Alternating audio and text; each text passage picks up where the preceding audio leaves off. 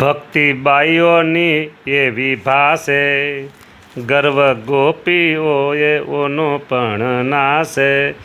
વિપ્ર ક્ષત્રિય ને વૈશ્ય છે જેવા, શૂદ્ર પણ સતસંગી છે તેવા.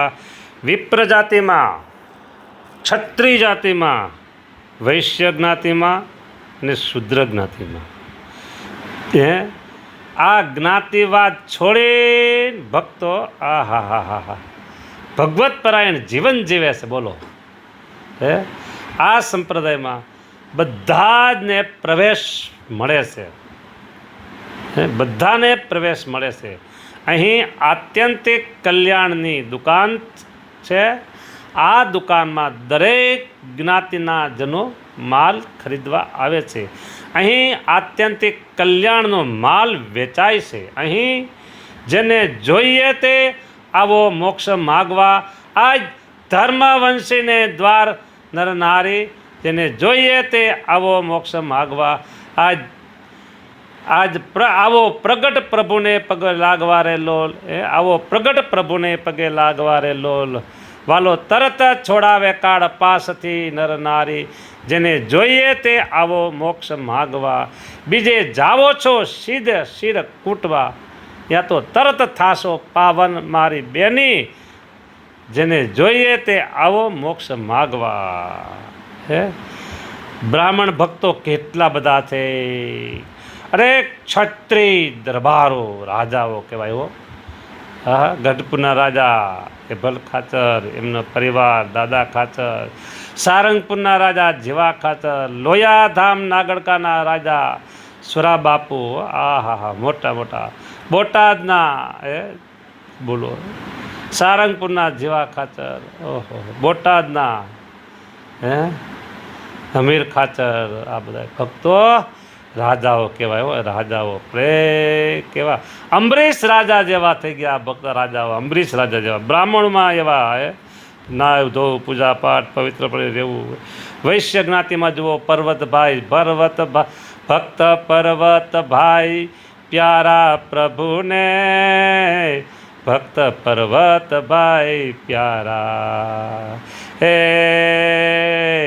જેથી ન રહે વાલો ન્યારા, પ્રભુને ભક્ત પર્વતભાઈ પ્યારા. આહા બોલો બોલો.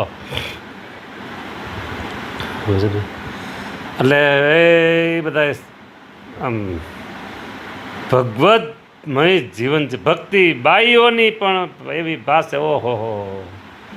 મહિલા મંડળની ભક્તિ, ઓહો. કેવી ભક્તિ હો, કેવી ભક્તિ હે. ઘરના કામકાજ ભૂલી જાય, ભક્તિમાં લેલીન થઈ ગયું હોય હો આ બાઈઓ બધા. અરે નાના બાળકોને ધવરાવવા, નાના બાળકોને સમારવા, નાના બાળકોને તૈયાર કરવા, એ કામકાજ ભૂલી જાય, ભક્તિમાં એનું ચિત્ત પ્રોય જતું હોય છે. લાડુબાને જીવુબા એવા, કહીએ ભક્ત તે સત્સંગમાં કેવા. અને રાજબાઈની ભક્તિ છે એવી, મીણબાઈની ભક્તિ પણ તેવી.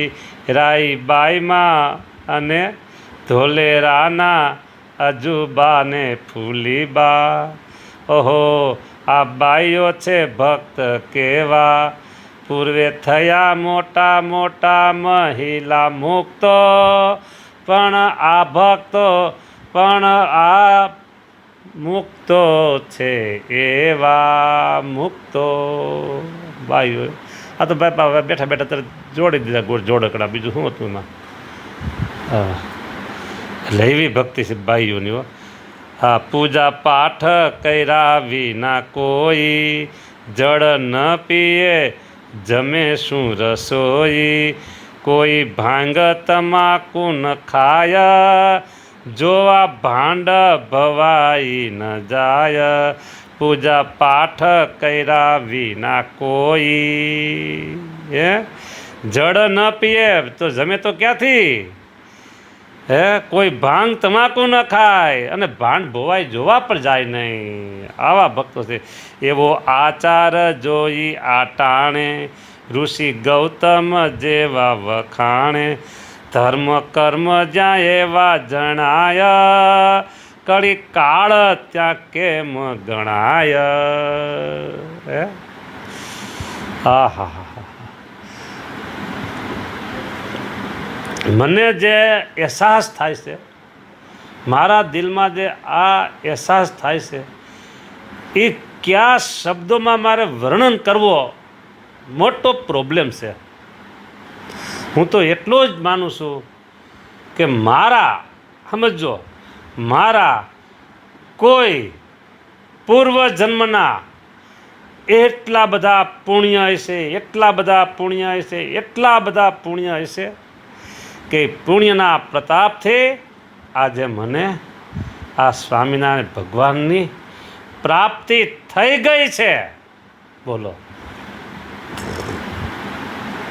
અને એની આ કથા મને સાંભળવા મળે છે, કથા કરવા પણ મળે છે.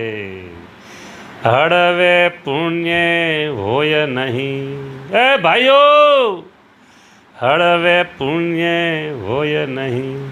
હા, આ હરિકથાનો યોગ, ભારે પુણ્ય પ્રગટે ત્યારે પામે છે આવો જોગ. ભારે પુણ્ય પ્રગટ થાય ત્યારે પામે છે આવો જોગ. હળવે પુણ્ય હોય નહીં, એ ભાઈઓ હરી કથાનો યોગ. બોલો.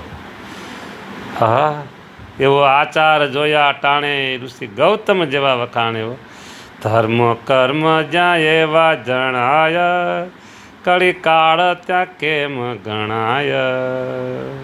બોલો. આવું છે. બિલકુલ એક અક્ષર પણ આમાં ખોટો નથી. અત્યારનો કાળ થોડોક વિકટ પરિસ્થિતિ, વિપરીત કાળ, વિકટ સમસ્યાઓ, વિકટ કાળ, પ્રદૂષિત વાતાવરણ, ક્યાંક ક્યાંક દુર્જન લોકોના કારણે આ બધું બનતું હોય છે. પણ ભાઈઓ તમે એટલો જ વિચારજો કે મને આ ભગવાન મળે કેમ મળે. બોલો. હે આવા ઘોર કળીકાળમાં ભગવાનનો ભેટો આપણને થયો છે. અરે થયો છે, હા ભેટો થઈ ગયો છે. બસ એની ખુમારી રાખજો, ખુમારીઓ.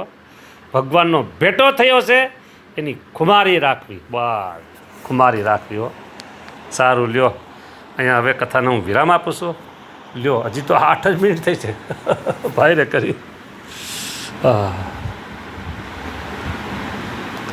હરિલીલામૃતના કળશ 7 અને વિશ્રામ 60 પૂરા 60 એમાં આ કથા છે.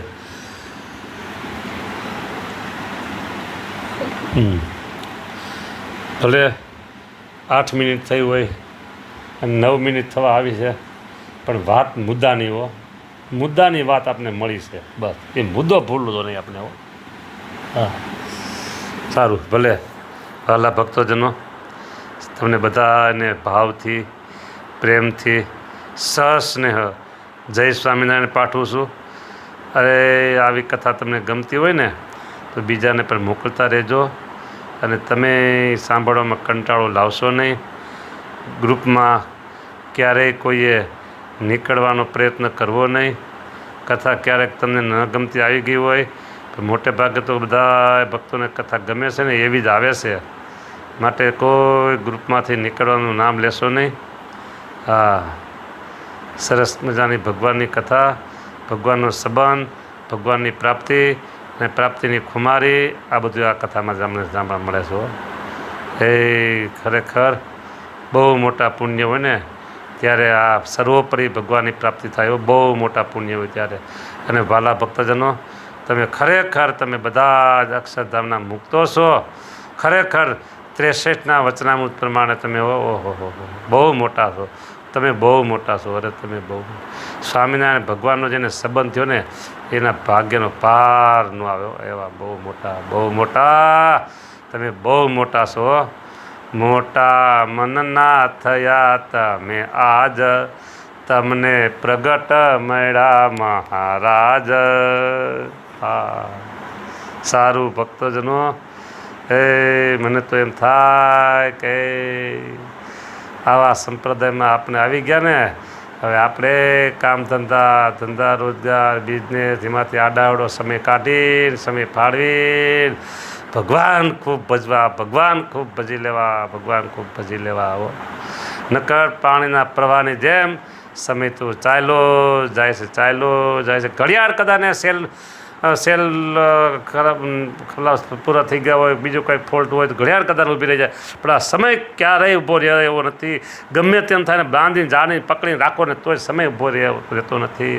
ચાલ્યો જાય છે. અરે હું હજી હમણાં તો કેટલા 20 વર્ષ નહોતો જો, એમાં 20 તેરી 60 પૂગી ગયો, માથે 5. ઓહો બોલો આ કેમ વર્ષો વહી ગયા કંઈ ખબર ન પડી મને.